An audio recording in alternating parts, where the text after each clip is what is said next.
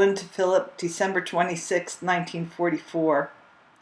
Dearest Phil, I'm going to type this in red as the black ribbon is just about shot. I am beginning this at work and will complete it at home.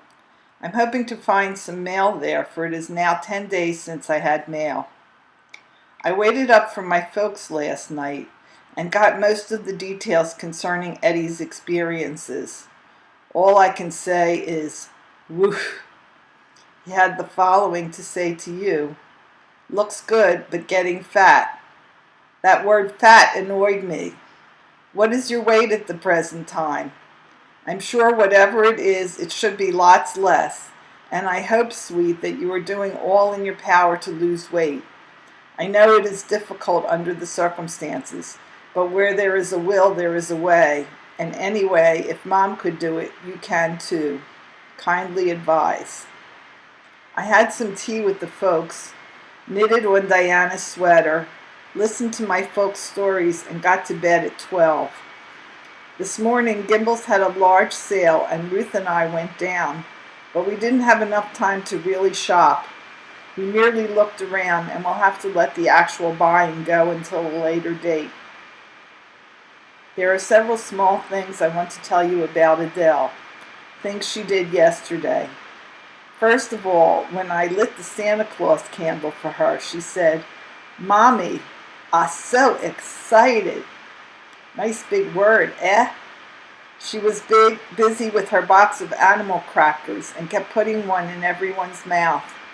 She put one in Tante Bosch's mouth and then fished out another to put in Sylvia's mouth. It so happened that the one she took out to give to Sylvia happened to be a twin, and it would not fit all the way into Syl's mouth. So she bit off the first piece and held the other in her hand. All the while, Tante, Syl, and I were busy talking. All of a sudden, Adele whisks the piece of cracker out of Sylvia's hand, says this is for Tante Bosch, and stuffs it into Tante's mouth before anyone knew what happened. We all started to laugh, for it was really funny to see. Sylvia had a hell of a time getting Adele to give her the cracker in the first place, and so it struck her funny too. December 27, 1944. When I got home yesterday and found no mail for me, I was so disappointed that I lost all taste for writing. I am again typing this at the office, and if there had been mail for me, the folks would have called as I instructed them to. I'm getting terribly disgusted with these infernally long delays. Your last letter was dated December 5th, and that's a long time ago. Besides, the other girls have had mail up to December 11th, and that was a few days ago. Lil sent me a very chummy Christmas card, and I called to thank her for it. Dot, whom I also called, had very little to say. She promised to try to visit me after the first of the year. I'm now home and found a lovely Christmas card for Adele from Red. I certainly was surprised to see his title private. What happened to the corporal? I shall have to write him a little letter, and I shall do so within the next few days. The postmark on the letter was November 27th, exactly 1 month ago. I should like to send him something as a sort of thank you for all his kindnesses, so I would appreciate any suggestions you have to offer. It is snowing again, and my dad and I had to take the Frankfurt L and J bus to get home, as Mr. Bell had stayed in town after seeing George off. First they put George in the Navy and then transferred him to the Army. Guess the Army is in dire need of good men.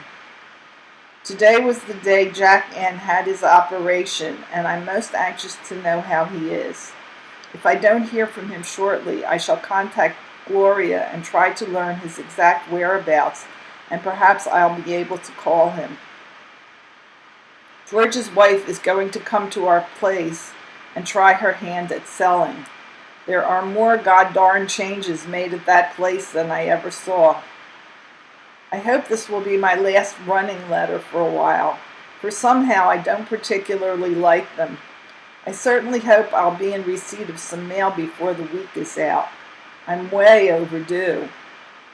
Good night, darling. I adore you so much. That glorious feeling of love gives me much strength, baby. Your Ev. P.S. Just had to add a big hug and a long, long kiss. That's better. Gloria to Philip, his sister-in-law, dated December 26, 1944. Dear Brother Phil, my conscience has gotten the better of my laziness, and so here I am with a long due letter to Brother Phil.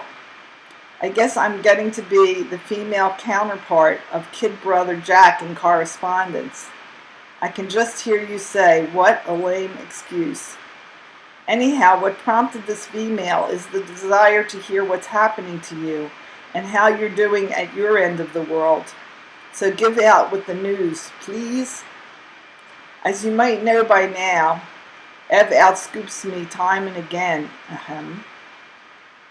Jackie Nierenberg is in New York for an operation on his ear, which is scheduled for tomorrow.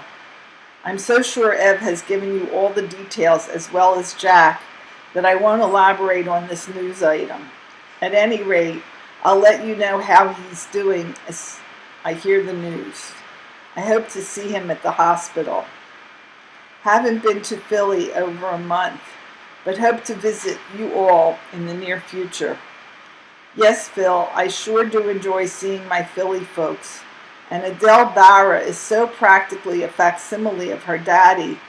It is visiting you. Well, I hope we will all be together soon, and that will be the visit. A happy 1945 to us all, I hope. Love from Gloria.